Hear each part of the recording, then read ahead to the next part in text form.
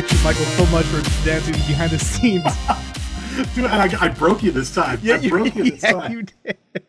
Well, welcome to From My Mother's Basement, the show where we talk about anything we want nerd related. Anime, manga, sci-fi, comics, tech, toys, you name it. I'm Jason. And I am Michael. The Boogeyman. The Boogeyman. So how you doing, Michael? I'm doing all right, man. I'm doing all right. Some interesting bits and pieces discovered during the week, and we'll get to some of those during the show. Okay, all right. It's been kind of an interesting week so far. Haven't had my car die on me, sadly. It sucked. But I kind of actually, let me rephrase that. It died on me for a little bit. If the fan gets too loud, tell me, I'll turn it down. Okay. My car died for a little bit, but I've kind of fixed it. Yeah. I can now successfully say that I can now start my car by hitting it with a hammer. We're going to change its name to the Millennium Chicken. You know, Han Solo walks in. Oh, yeah, don't think I won't do it. I know. Your car will be the new YT2200, dude. Hey, I've already shown, like today I had to run an errand, so I started the car up. And I had to go drop off a check at the bank. And unfortunately, the drive-through ATM, because I was hoping to go for that, was broken. So I had to actually park the car and turn it off because it was like 30 feet away from the walk-up ATM. And just imagine the people around me where I'm walking back to my car, opening up the hood, going in the back of my car, grabbing a mini sledgehammer, and BAM! On my car. And then it starts. Yeah. Starters, when the starters go... Welcome to This Week in Hickville. It's the Tapper Brothers, the car show? Car Talk? Car Talk. It's over. They're not going to do Car Talk anymore. They're retired. Yeah, I heard. Oh, that's sad. They're still going to show or play reruns. Do Rusty's commercials, you know? Speaking of Disney. Why not? You want to start with that story? No, go with the other thing we're going to start with first. All right. So, a lot of you guys have been, if you've been catching up on the news, especially in the comic book world, it's been announced that Joss Whedon was assigned to come back to direct Avengers 2. Awesome news. There is a little bit more information beyond that. What are you doing, Michael? Oh, sorry. I realized I've been giving Powerade free promotion, so okay. I'm not going to do it anymore, so I figured I'd, remove the label. This knife's too big. Let me try a different one. There we go. There you go. Go on. Sorry. So, Joss Whedon announced to direct Avengers 2. Not a big surprise, but a lot of fans were like, all right, this is going to be cool. There's a little more detail beyond that. According to Marvel, Whedon actually signed an exclusive 3-year contract to work for Marvel. Now, Michael and I were talking about this earlier, and he brought up a very good point, which meant, damn it, so much for the return of Firefly for at least the next 3 years. Not necessarily, although, there is, if he's smart, because he's got the pull to do it, he could make, if Firefly, who published the Firefly comic? That's true. I don't know if it was Marvel or not. But if it was Marvel, or even if it wasn't Marvel, they could offer it to Marvel. They could. They easily could.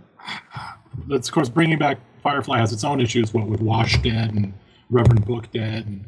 Easy fix for that. It's called alternate retelling, alternate universe. Retcon? But yeah, so Whedon has a 3-year contract with Marvel. The thing about this, though, is that it ties in almost everything about Marvel, about at least the cinematic part of it. So he's going to have, obviously, ties to Captain America 2, Thor 2, also another one called Guardians of the Galaxy. If you're actually a comic fan, you know where that's going to be going. Probably with the tie-in for Avengers 2, you're going to see a lot more cosmic stuff in all the Marvel movies, which could be a bad thing or could not be a bad thing. It all depends on your take on how much you like Thor, and hopefully they don't go so far into the cosmic styling that they end up being bit in the ass by it, same like Green Lantern was. Well, yeah, but at the same time, though, they already teased Thanatos at us. Well, yes, that's going to be the villain. So you're going to get some of that. Though I think what's awesome, though, is if this opens up the entire bevy of Marvel, there are a couple obscure titles I would love to see made into movies. Specifically one called Damage Control. Did you ever read Damage Control? If I'm not mistaken, and forgive me, correct me if I'm wrong. It's about a regular cop trying to. No, I'm thinking of a different comic. Sorry. Damage Control is about. It's kind of like a slice of lifer, and this is what the TV show would be awesome as, given the things you and I were talking about earlier. Damage Control was like a 6-shot series where they basically, superheroes, they tangle with aliens, supervillains, and these guys trash cities. I mean, they're tearing down buildings, knocking down landmarks, the whole 9 yards. Who cleans up the damn mess? Well, the idea is there's this company called Damage Control that's essentially superhero insurance. And like they start off one scene where Spider-Man gets in a big ass fight with, I think it's Doc Ock, and they trash this main center of town, and it's all done. Doc Ock's all bound, he's being hauled off, and Spidey looks to the Damage Control rep, hands him his membership card, and takes his card, and he's like, okay, thanks, see, I'm out. And then the Damage Control team comes and cleans it all up. The story of the comic was also kind of a playful jab at DC Comics at one point, because at the end of it, well, in the storyline for that one was that this company, Damage Control, gets bought out by a conglomerate. I want to say who's the Marvel equivalent of Lex Luthor? Tony Stark? No, it wasn't Stark. Bad guy. Oh, bad guy.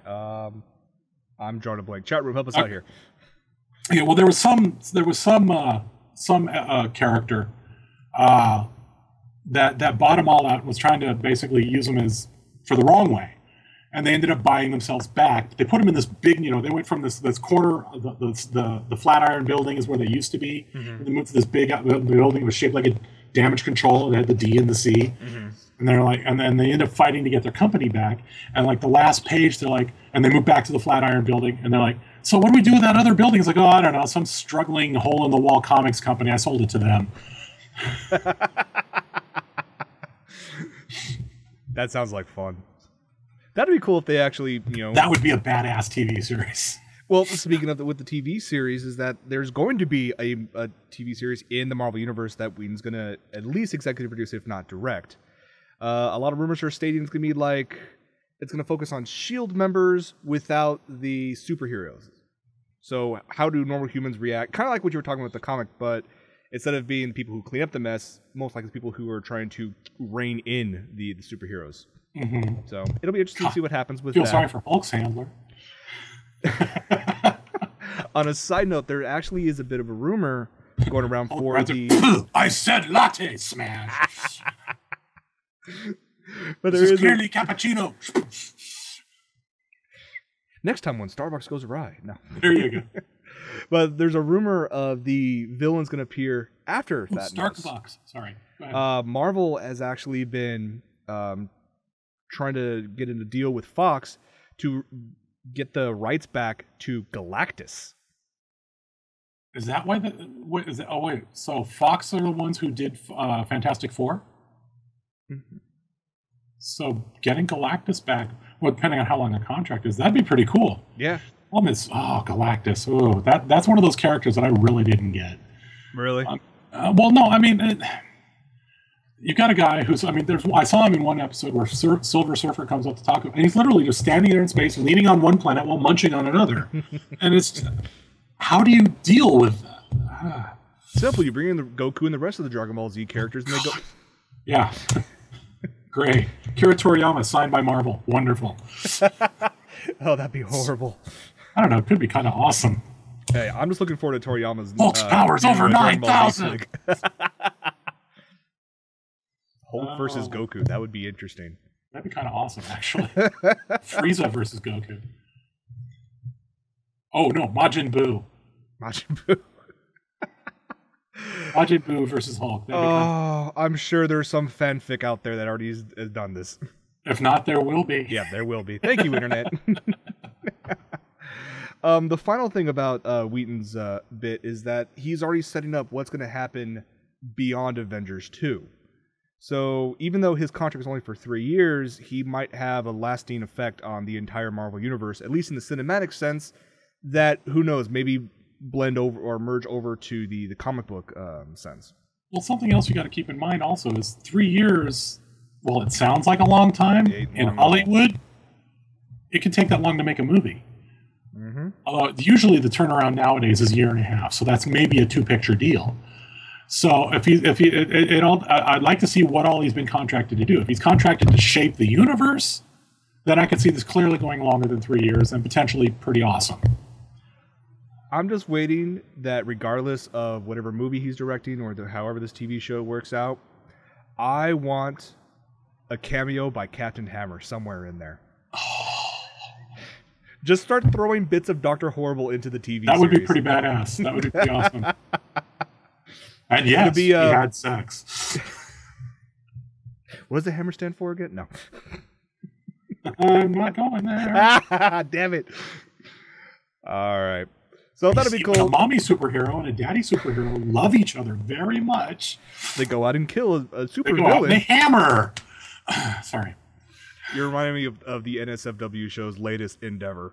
I haven't been watching that. A few weeks ago, of course, I'm going on a side quest. So welcome to the show. Next. Yeah. A few weeks ago, they had their chat room, all their chat room viewers get together and write a parody book of 50 Shades of Grey. Oh, God. And they called it the Diamond Club, based on, of course, the group. And they threw it on iTunes, and it got to friggin' number 4, right behind the 50 Shades trilogy. That's kind of awesome. And they've made, I think, when they announced it on the last show, which was less than a week, they already made over $12,000 on it.